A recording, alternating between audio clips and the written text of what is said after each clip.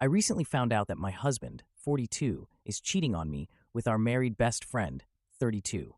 She is the godmother to our 4 children. They don't know that I know, but I caught them making out at the end of our driveway when he was seeing her off after dinner with our family.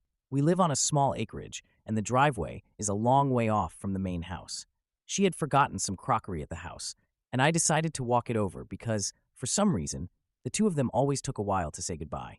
Now I know why. That's when I saw them lit by her car's headlights, making out in the front seat with our best friend straddling my husband. In shock, I didn't know whether to throw her Pyrex at the car or just walk away. I decided on the latter and was too shocked to cry or be angry. When my husband got back, I had to pretend like everything was normal. I know that it's stupid, but I couldn't sleep that night and decided to go through his phone. She was obviously under a pseudonym, but I found a handful of their messages dating back 2 or 3 years. Her husband doesn't know. He's currently posted overseas as a diplomat. I'm sick with rage and betrayal. I'm lost and have no idea what steps to take next. Now for the update. Whoa, I didn't expect this much support. It's really overwhelming. Just to clarify a few things, this is a private account I created just for this post, away from my usual account, because I was scared it would be traced back to me. I want to remain anonymous as much as I can. I don't live in the US, but in Australia. Technically, I can't file for divorce immediately, as you need to be separated for 1 year and 1 day to file officially. My now ex-best friend just recently returned to the country. Her father has cancer after being posted with her husband overseas. The dinner was to welcome her home, and what a welcome.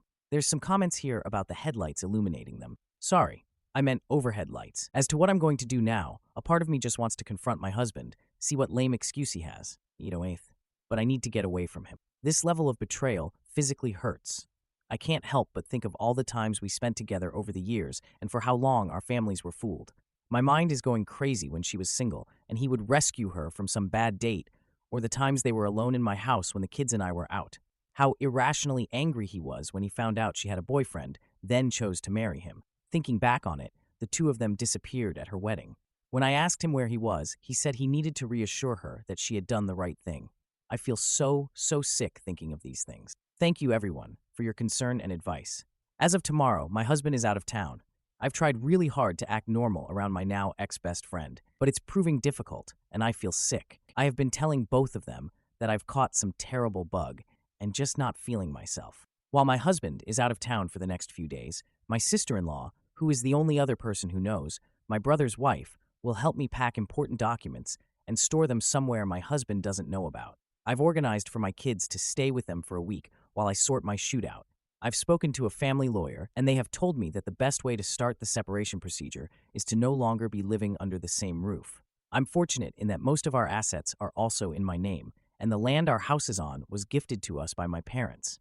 I'm planning to kick him out after his trip, but before that, I want to catch them both in the act again. Have some hard proof, send it to the ex-friend's husband, and get the ball rolling for moving on with my life. I'll update with what happens after the confrontation. Now for the final update. My husband came home 2 nights ago from his trip. While he was gone, I had organized a lot of the important documents, e.g. financial, birth certificates, passports, anything that he could potentially use to try and get more than what he deserves. They are now safely stored, and my kids have been staying with their aunt and uncle for the past few days. I had packed all my husband's things, and he has been really good at keeping his tracks clean because there was no evidence of his affair within his stuff. I placed all his belongings in the garage, ready for the confrontation with him. I was super nervous because I wasn't sure if I was making the right decision. Once he came home, and I remembered seeing him kissing our best friend, I remembered the deep hurt they had caused. I was in our kitchen when he came home, and he knew straight away something was wrong. During that week, I had been distant and had barely answered his texts and screened his calls. I did answer every now and again and gave the kids a chance to speak to their dad. He asked me why I hadn't been responding to his texts, and he tried to kiss me, but I turned away, and before I knew it, the first things that came out of my mouth were, "I want a separation." I have to admit that he didn't look very surprised when I said it. He nodded his head and said, "What do you know?" Which was just a punch in the gut because I wanted him to deny it or say something like it was a one-off thing. I asked him to tell me everything, like when did it start, and he said they started about 10 years ago. At first, it was flirtatious messaging and a sneaky kiss in the office when they briefly worked together, and the affair was on and off. She apparently always felt guilty, and her way out of that was to marry the next man that was interested in her and proposed. He admitted that they had intimacy on her wedding day, and when he is out of town, they meet. At this point, I couldn't breathe, and I was sobbing. I hated that the next words out of my mouth were, "Did you even ever love me?" He hesitated and said yes, of course, but he was never in love with me the way he was with her. I cleared my throat and said to him that he should tell her husband. There is no point in hiding it anymore. I told him that all his stuff was in the garage, and he can find somewhere else to stay. I let him know that I have spoken to a family lawyer, and I told him that when I feel ready, and only when I feel ready, will we see each other again and talk about the future arrangement with the kids. I said any further communication can be done through my sister-in-law or my brother. I said he is allowed to see the kids, but only at their place. I am, of course, wanting full custody of the children because it hurts too much to give him anything at this point. He agreed to all my points because he knew he was in the wrong. He tried to say sorry, and then I absolutely lost my shoot and screamed, "No freaking no way are you sorry. For 10 freaking years, you have both deceived everyone we know. Please take your shoot and leave and tell that woman you have been freaking for 10 years that I do not ever want to see her freaking face again." Certainly not my shining moment, but also a culmination of all the hurt and anger over the last few weeks that they have caused. I have no intention of talking to my ex-best friend or really to my soon-to-be ex-husband until I have had the time to grieve. So thank you, community, for the encouragement and advice. Hope I can heal and move on from this. Thank you everyone who has been messaging over the last year to see how I'm going and asking for an update. It's been a crazy, painful year, but our divorce has been finalized, and I'm free. My ex-husband and my ex-best friend, as no surprise, are now in an actual relationship after the ex-best friend's husband found out about the affair. He divorced her, and since then we have met up for coffee to check in on each other and our mental health. He's been great, sending encouraging messages, and he lives overseas and from his Facebook updates has started dating again, so I'm very happy for him. The legal and custody battles had been fairly stressful, but the ex-husband agreed to all my terms. The custody of the children was the only thing he really fought for. I have custody of the kids, and he sees them on the weekends. The kids, including myself, have all been going to therapy separately. My ex-husband wants to see them more, and during school breaks, the kids have the choice to stay with him or me. They have been good about it, and stay with him for a week or so, and then back to their mummy. Apart from necessary conversation, I steer away from my ex-husband and the ex-best friend. It still hurts so much, and I understand that it will take some time to heal, but I am letting go because I don't want them to have that level of influence over my life. I decided to sell the property we were living in and move closer to family and friends because, as you know, it takes a village, and I have been extremely grateful for the support I have received over the last year. I'm tearing up just as I'm writing this, knowing that I couldn't go through all of this without my loved one. And for myself, I am happy overall, still a work in progress, but grateful for life. The kids and I have been enjoying life, and when we have the time and the money, try and take little trips here and there so the traumatic events of the divorce don't linger and can be replaced by good memories. Memories where they spent road trips and adventures with their mum. Now for a few comments. One commenter said, "I'm glad that you are now moving on. Did she ever try to reach out to you after? That man is a dog. I hope they never last." Another commenter added, "OP is so gracious. I personally wish that karma gets the ex-husband and ex-bestie bad, but most importantly that OP is happy and thriving. Am I the idiot for telling my nosy neighbor to stay out of my backyard and away from my girlfriend? I recently moved into a new house in a small gated community over the summer. This is the first time I've lived in a house since I was little. When I moved in, I received a lot of welcome gifts from my neighbors since it's a very tight-knit community. This is how I met most of my neighbors, including Dana and her husband. Dana is my next-door neighbor. The first time we met, Dana came to my front door with her husband and 3 sons to introduce themselves. They brought me homemade cookies as a welcome gift. Her sons were really into dirt bikes and saw mine in the garage as I was moving in. I told them they could come over and check them out anytime they wanted. I was being nice. Dana never really said anything or gave out any red flags. The next week, I was at work and got a motion notification from one of my cameras. It was a video of Dana by herself looking into a window on the side of my house. I maybe thought she was checking to see if I was home and didn't think much of it. Then I got a text from her later that day asking me when I would be home since her sons wanted to come over and check out my bikes. I replied that I would be working late, and she responded that she would let her sons know. Nothing ever really happened for a few weeks. The second event was a Saturday night when she knocked on my front door and asked if I would like to come over for dinner. I didn't really have much going on, so I said sure. I went over to her house, and I was expecting her family to be there. Nope, it was just her. She said that her family was visiting a family member. I didn't want to be rude, so I ended up staying. Dana is a big talker, so I barely got a word in that night. It felt strange, but it was just a conversation. I saw her husband Chris a few days later while checking the mail, and he asked me if I enjoyed Dana's cooking. I responded, it was great, and I wish he could have made it. So I guess he knew about us having dinner and was fine with it. The third event was a few days ago, when my camera caught Dana walking in my backyard by herself looking into my shed. I confronted her on the phone, and she said she was just looking for a shovel. I informed her that my tools were in the garage and made sure to let her know I can see everything on my cameras. She apologized for not asking me before coming over. She later that day sent me a picture of my boat in my driveway, asking if I could take her out in it. I left her on read. The latest event happened last night. I had my somewhat new girlfriend over at the house. We were grilling in the backyard having a good time, when all of a sudden Dana shows up with her boys and literally self-invited her family to dinner. It was extremely awkward for everyone. I tried telling them that I didn't have enough for everyone. Dana claimed that her family wasn't that hungry. Dana didn't leave until my girlfriend left. I'm extremely confused if Dana is into me or just has no social awareness. The only thing at this point keeping me from straight up confronting her is that we are neighbors and have to live next to each other. Her husband has been nice and doesn't give off any strange vibes. What do I tell her to leave me alone? Do I need to wait for her to do something again? Please help. Now for a few comments. One commenter said, "This woman thinks she owns your house. I hate neighbors like this." Another commenter noted that she's the HOA president and said, "OP is so fricked." Someone else suggested, "Sell the house and take the loss." Another commenter advised, "Get blinds for your windows and keep them shut, motion sensor lights, no trespassing signs, get a security system. Just call the cops. Going into your property looking for a shovel is just testing the waters. Give her an inch and she'll take a mile and your life will be misery.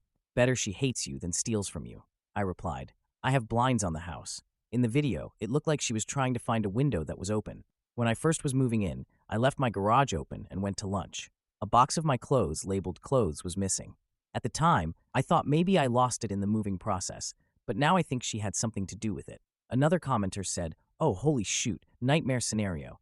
I mentioned, I asked 2 different neighbors about her, and they both said Dana was an awesome neighbor to have. The same commenter advised, "Keep the cameras rolling so you can prove everything." Now for the update 15 days later. Wow, I wasn't expecting the original post to blow up the way it did.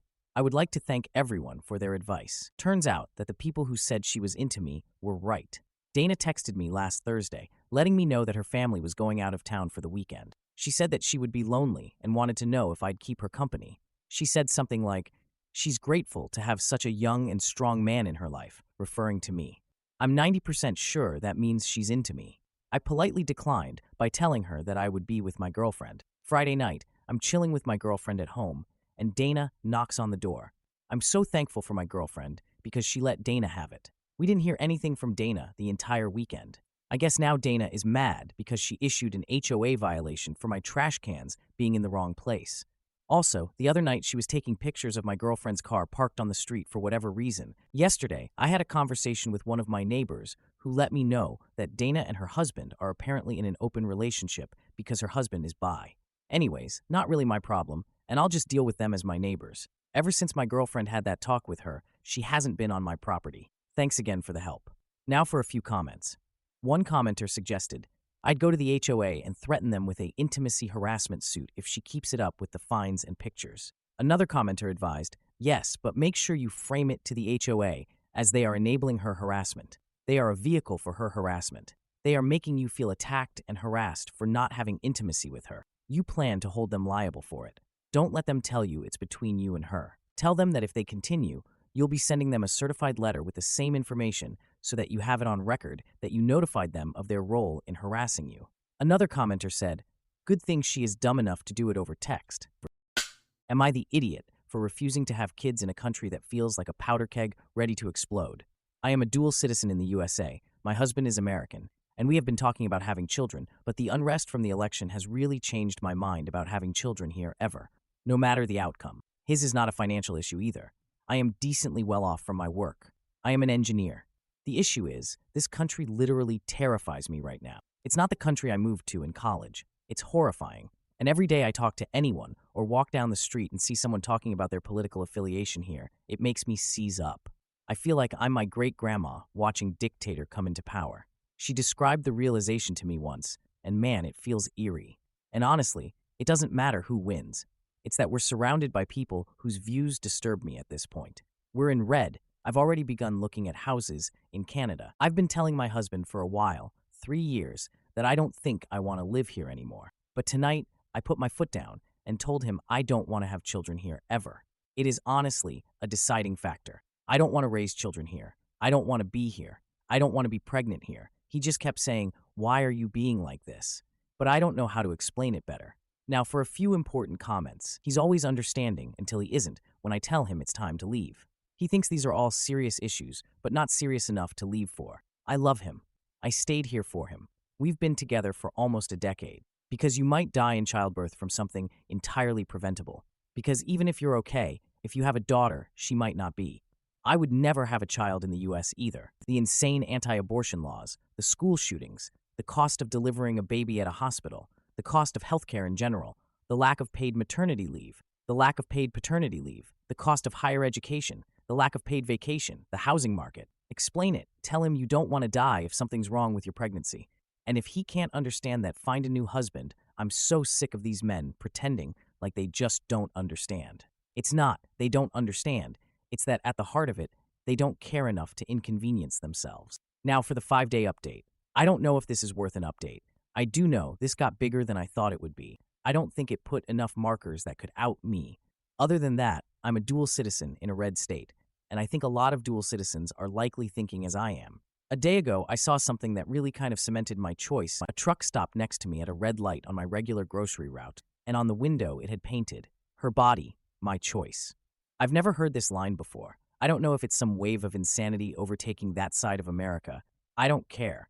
I don't even care if it was a sick joke. I was so shocked I thought I'd read it wrong and messaged my friend group, where a friend then, hours later, messaged with a picture of that same truck parked elsewhere with the sign.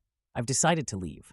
I did start this for advice on how to explain why, better to my husband, but I don't feel safe, so I'm going to start my moving preparations. And if we still haven't come to a conclusion by the time I am leaving, I guess we can try long-distance marriage counseling if we still want to continue this. When my friend sent the picture of the car, I showed it to him, and my husband did look disturbed. I don't know if we are going to last, I don't know if he is going to come, but I'm just done with this country. It was that the man who wrote that was confident enough to write that. It's when cruel and sick people get that confident that I know it's time to leave. So I did tell him today, in as many words, that didn't want to stay anymore and will be leaving. I told him I can't make that choice for him, but for my part, I hope he chooses to come. Like I chose to stay for him for as long as I did.